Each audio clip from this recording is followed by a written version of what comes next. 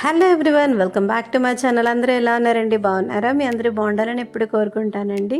Video ఎక్కడ skip చేయకుండా కంప్లీట్గా చూడండి. నచ్చినట్టయితే ఒక లైక్ ఇచ్చేసేయండి. నా ఛానల్ కొత్తగా చూస్తే ఇంతవరకు సబ్స్క్రైబ్ చేయని వాళ్ళు వెంటనే సబ్స్క్రైబ్ చేసుకోండి. మార్నింగే లేచి బ్రేక్ఫాస్ట్ కోసం అయితే దోశ చేస్తున్నాను అనమాట. ఇది రెగ్యులర్గా మనం వేసుకునే దోశలా కాదు, గోధుమ పిండితో చేస్తున్నాను. చాలా బాగుందండి, టేస్టీగా వచ్చింది. తర్వాత ఎయిర్ ఫ్రైయర్లోనైతే పల్లీ చట్నీ కోసం ప్రిపరేషన్ అయితే స్టార్ట్ చేస్తాను. అంటే నేను ఎలాగంటే దోశ కోసం అయితే వరిపిండి, తర్వాత ఏంటంటే గోధుమ పిండి, సూజీ తీసుకున్నాను అనమాట. తీసుకొని మంచిగా మజ్జిగలో కలిపేసుకొని అందులో ఉల్లిపాయ, పచ్చిమిర్చి, జీలకర్ర, అల్లం ముక్కలన్నీ తరిగేసుకొని వేసుకుంటే ఎంత బాగా వచ్చాయో తెలుసా అండి. మనం మైదా ప్లేస్లోని గోధుమ పిండి రీప్లేస్ చేస్తాం అనమాట. చాలా టేస్టీగా ఉన్నదండి. మనం రెగ్యులర్గా బయట తింటాం కదా, అలాగే ఉన్నాయన్నమాట దోశలు కూడాను. చక్కగా పల్లీను కొబ్బరి చట్నీ అయితే చేస్తున్నాను. రెగ్యులర్గా అయితే పొట్నాలు వేస్తాను, కానీ వాళ్ళైతే కొబ్బరి వేద్దాం కదా అన్నట్టుగా కొబ్బరి వేశాను.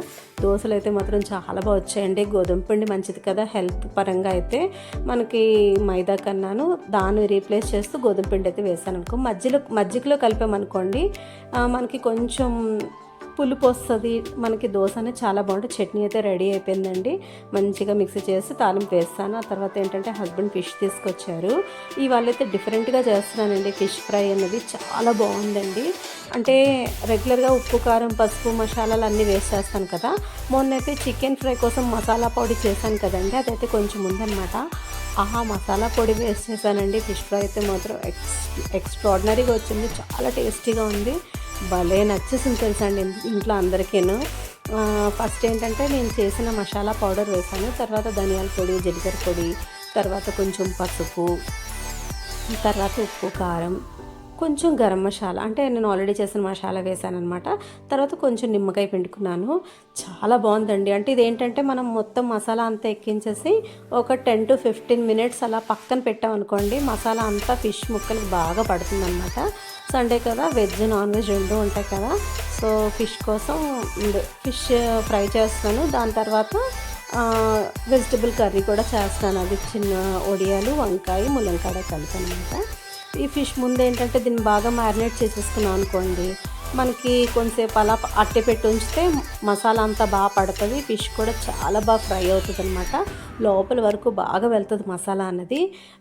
ఈ ఫ్రైకి ఈ విధంగా చేసుకుంటే చాలా బాగుందండి. ఆ మసాలా పౌడర్ అనేది నేను ఆల్రెడీ చికెన్ ఫ్రై చేశాను కదండి, అందులో ఉంటుంది అనమాట. మనం ఏంటేంటి యూజ్ చేస్తాం ఇంగ్రీడియంట్స్ అని మసాలా పౌడర్ చేసుకోవడం కోసం. చాలా బాగుందండి. అదేవిధంగా చికెన్ ఫ్రై కూడా చాలా టేస్టీగా వచ్చింది. ఫిష్ ఫ్రైలో వేస్తే ఎలా ఉంటుందో ఏంటో అనుకున్నాను, కానీ చాలా బాగుందండి. డిఫరెంట్గా ఉంది, డిఫరెంట్ స్టైల్. రెగ్యులర్గా చేసుకునే స్టైల్ కాకుండా మనం బయట తింటాం కదండి, రెగ్యులర్గా మనం వెళ్తున్నప్పుడు రెస్టారెంట్లో ఫిష్ ఫ్రై ఇది అలా వచ్చిందనమాట. టేస్ట్ కూడాను. ఆయిల్ కూడా అంత ఎక్కువ అబ్జర్వ్ చేయలేదు, నార్మల్ మనం ఫిష్ ఫ్రై చేసినట్టే చేశాను. నేను షాలో ఫ్రై చేస్తాను కదా, డీప్ ఫ్రై అయితే చాలా తక్కువ ప్రిఫర్ చేస్తాను. డీప్ ఫ్రై కూడా బాగుంటుంది, కానీ ఎక్కువ ఆయిల్ తీసుకుంటుంది కదా, ఆయిల్ అంతా తినడం మంచిది కాదు కాబట్టి. సో నేను షాలో ఫ్రై చేస్తాను ఫిష్ ఫ్రై ఎప్పుడు చేసినా. ఇంకా మనం ఆయిల్ తక్కువగా తినాలి అనుకున్న ఉద్దేశం ఉంటే ఎయిర్ ఫ్రైయర్లో అయితే ఇంకా తక్కువ ఆయిల్తో అయిపోతుంది. నేను అందుకే మ్యాక్సిమం ఏం చేస్తున్నాను, పల్లీ చట్నీ అవి చేస్తున్నప్పుడు ఎయిర్ ఫ్రైయర్ అయితే యూజ్ చేసుకుంటున్నానండి. బాగా యూజ్ అవుతుంది. ఆయిల్ తక్కువగా, అంటే 1 drop ఆయిల్ తోటి చక్కగా పల్లీ చట్నీ అయితే రెడీ అయిపోతుంది. అవన్నీ ఫ్రై చేసేసుకున్నాను, చక్కగా మిక్సీ చేసేసుకొని తాలింపు కోసమే కొంచెం ఆయిల్ యూజ్ చేస్తాను అనమాట. సో మనం ఆయిల్ తక్కువ తిన్నట్టే కదండి, చాలా బాగా యూజ్ అవుతుందండి నాకైతే ఎయిర్ ఫ్రైయర్ కూడా. అందులో మనం ఆమ్లెట్ కూడా వేసుకోవచ్చు, చాలా వెరైటీస్ చేసుకోవచ్చు అనమాట. ఇంకో పక్క ఏంటంటే వెజిటేరియన్ కూడా చేస్తున్నాను కదండి, పప్పు టమాటా కూడా చేశాను అనమాట. అంటే ఫిష్లోకి యాక్చువల్గా రసం బాగుంటుంది. నేనైతే నాన్ వెజ్ తిన్నాను కదా, సో పప్పు కూడా చేసుకుందాం అన్నట్టుగా పప్పు చేశాను అనమాట. ముందుగా పప్పు, టమాటా, ఉల్లిపాయ, పచ్చిమిర్చి అన్నీ వేసి ఉడికించేసాను. అప్పుడు మంచిగా ఉడికిపోయిన తర్వాత మనం తాలింపు వేసుకోవాలండి. ముందుగా బాండి పెట్టుకొని ఆయిల్ వేసుకున్నాను. ఆయిల్ వేసుకొని జీలకర్ర, ఆవాలు, వెల్లుల్లి, ఎండుమిర్చి, కరివేపాకు అంతా మంచిగా ఫ్రై అయిపోయిన తర్వాత కొంచెం కరివేపాకు వేసి పప్పులో వేసేసుకోవడమేనండి. పప్పు అయితే రెడీ అయిపోయిందనమాట. చాలా సింపుల్గానే చేసేసానండి. అంటే ఆల్రెడీ ఎక్కువ కర్రీస్ చేస్తున్నాను కదా, ఆల్రెడీ దీంతో పాటు వెజిటేరియన్ కర్రీ కూడా చేస్తున్నాను. వంకాయ, ములంకాడ, చిన్నొడియాలు కూడా చేస్తున్నాను, ఫిష్ ఫ్రై చేస్తున్నాను. ఈ పప్పు టమాటా కూడా చేశానమాట. నేను ఇది చెప్పాను కదా, తాలింపు వేసేటప్పుడు అయితే మొత్తం కంపల్సరీగా లిడ్ క్లోజ్ చేస్తాను, ఎందుకంటే బయటకు వచ్చేస్తుంది అనేసి నాకు ఒక్కొక్కసారి తుల్లిపోతూ ఉంటుంది కదా. సో అందువల్ల నేను క్లోజ్ చేసేస్తాను లిడ్ అనేది. ఒకసారి తాలింపు మంచిగా వేగిపోయింది కదా, ఇప్పుడు ఆ తాలింపు అంతా పప్పులో వేసేసి నేనైతే సాంబార్ పౌడర్ కూడా వేస్తానండి, ఎందుకంటే కొంచెం సాంబార్ ఫ్లేవర్ మంచిగా వస్తుంది కదా. కొత్తిమీర సాంబార్ పౌడర్ వేస్తే పప్పు అనేది చాలా టేస్టీగా ఉంటుంది అనమాట. మీకు నచ్చితే ట్రై చేయండి. ఈ పప్పు అయితే రెడీ అయిపోయింది. దీన్ని పక్కన పెట్టేసి ఆ తర్వాత కర్రీ కూడా చేసేస్తున్నాను. ఇంకో పక్క ఏంటంటే ఉల్లిపాయ టమాటా అన్నీ కోసేసుకుంటున్నాను అనమాట.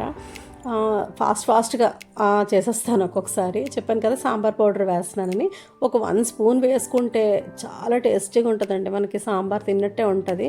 ఈ పప్పు కూడా టమాటా వేస్తాం, కొంచెం చింతపండు రసం కూడా వేస్తాం కాబట్టి సాంబార్ లాగే ఉంటుంది అనమాట. అంటే ఫిష్ ఫ్రైతో రసంలా అనమాట. తర్వాత ఏంటంటే చిన్నొడియాలు వంకాయ ములంకాడ కూర చేస్తున్నానని చెప్పాను కదా. ముందుగా ఏంటంటే చిన్నొడియాలు అనేవి మనం కొంచెం ఆయిల్లోనే ఫ్రై చేసుకోవాలన్నమాట. ఇవి మమ్మీ చేశారండి వడియాలు, చాలా చిన్నగా భలే చేశారనమాట, బాగా ఉడికిపోతున్నాయి కూడాను. ఏదైనా ఇంట్లో చేసుకునేవి అయితే బాగుంటాయి కదా. సో మనం తీసుకొచ్చి ఇచ్చారనమాట.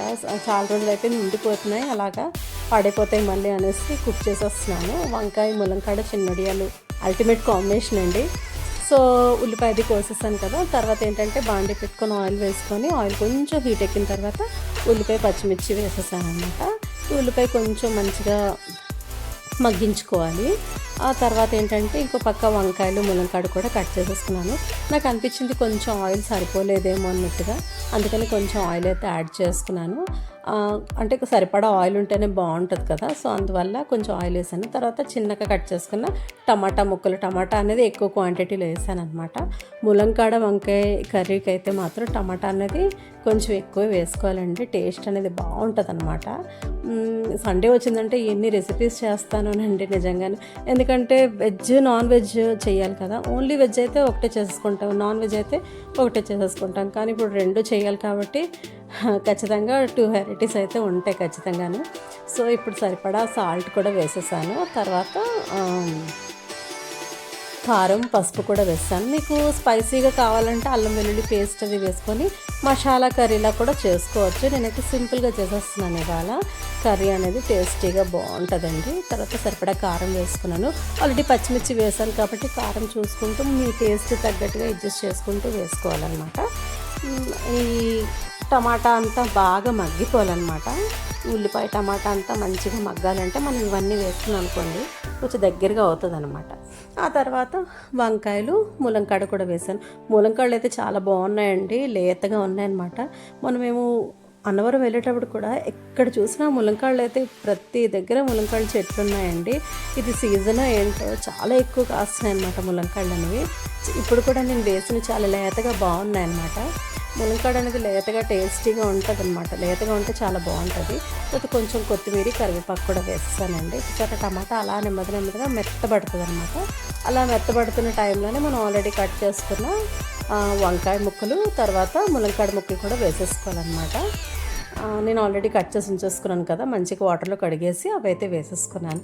ఆ తర్వాత కొంచెం ఆ వడియాలు కూడా వేసేసుకొని సరిపడా వాటర్ వేసుకొని సిమ్లో పెట్టుకొని మగ్గించుకుంటే వంకాయ ములంకాడ చిన్న వడియాల కర్రీ అయితే రెడీ అయిపోద్దండి. ఇవేవైనా అప్పుడు వంటలు కదండి, చాలా టేస్టీగా ఉంటాయండి. ఎలా వండుకున్న టేస్ట్ చాలా బాగా వస్తాయి అన్నమాట. మనం మసాలాలు కానీ ఏవి వేయక్కర్లేదు అనమాట, సింపుల్గా కుక్ చేసుకున్న టేస్ట్ అయితే బాగుంటుంది. కొంచెం వాటర్ అనేది ఎక్కువ క్వాంటిటీలోనే వేయాలి, ఎందుకంటే మనకి ఈ ములంకాడ వంకాయ అన్నీ చిన్నొడియాలు ఉడకాలి కదా. సో అది సిమ్లో పెట్టుకొని మూత పెట్టేసాను. ఇంకో పక్క ఏంటంటే ఫిష్ మంచిగా మసాలాలో హ్యాపీగా మ్యారినేట్ అయ్యి ఉన్నది. ఇప్పుడు ఏంటంటే ప్యాన్ పెట్టుకుని ఆయిల్ వేసుకున్నాను. ఇక్కడ ఏమైందంటే ఆయిల్ కొంచెం బాగా ఎక్కువ హీట్ అయిపోయిందండి, సో బాగా పిల్లిపోయింది అనమాట. తర్వాత చూస్తారా మసాలా బాగా పట్టిన చేప ముక్కలు హ్యాపీగా పెట్టేసాను స్టవ్ మీద. భలేగా సిమ్లో పెట్టుకొని మగ్గించుకుంటే యమ్మీ ఫిష్ ఫ్రై అయితే రెడీ అయిపోయిందండి. చాలా బాగా వచ్చిందండి కర్రీ అయితే మాత్రం. అంటే ఫ్రై చేశాను కదా, చాలా టేస్టీగా ఉందన్నమాట. మంచిగా బాగా కుక్ అయ్యి మసాలా బాగా పట్టిందనమాట ఫిష్ ముక్కలకి. ఈరోజైతే ఫిష్ ఫ్రై చేశాను, వంకాయ ములంకాడ చిన్నొడియాల కర్రీ చేశాను, పప్పు టమాటా చేశాను. సో ఇవాళ రెసిపీస్ అయితే ఇవి. మీరేం చేసుకున్నారండి కామెంట్ సెక్షన్లో కామెంట్ చేయండి. సో ఫిష్ ఫ్రై చూసారా ఎంత బాగా వచ్చింది, చాలా టేస్ట్ కూడా అలాగే వచ్చిందనమాట. అంటే నేను తినలేదు, వాళ్ళు తిన్నారు, చాలా బాగుంది అన్నారనమాట. ఏదైనా మనం చేసే ప్రాసెస్ బట్టి ఉంటుందండి కుకింగ్ అన్నది. ఈ మసాలా పౌడర్ వేయడం వల్ల టేస్ట్ అనేది బాగా ఎన్హాన్స్ అయ్యింది. ఫిష్ ఫ్రై అయితే యమ్మీగా టేస్టీగా రెడీ అయిపోయిందండి. ఆయిల్ తక్కువే వేసాను, చూసారా మీకు తెలిసిపోతుంది ఆయిల్ అనేది ఎక్కువ క్వాంటిటీలో నేను వేయలేదు అన్నట్టుగా. చాలా బాగుంది, టేస్టీగా వచ్చిందనమాట. ఇవాళ లంచ్ అయితే కంప్లీట్ అయిపోయింది. ఇక్కడితోనైతే నా వీడియోని ఎండ్ చేస్తాను. మరో మంచి బ్లాగ్తో నేను ముందుంటాను. నా ఛానల్ కొత్తగా చూసి తప్పకుండా సబ్స్క్రైబ్ చేసుకోండి. చాలామంది సబ్స్క్రైబ్ చేయట్లేదు, సబ్స్క్రైబ్ చేసుకొని సపోర్ట్ చేయండి. Bye friends, thank you for watching. See in the next blog.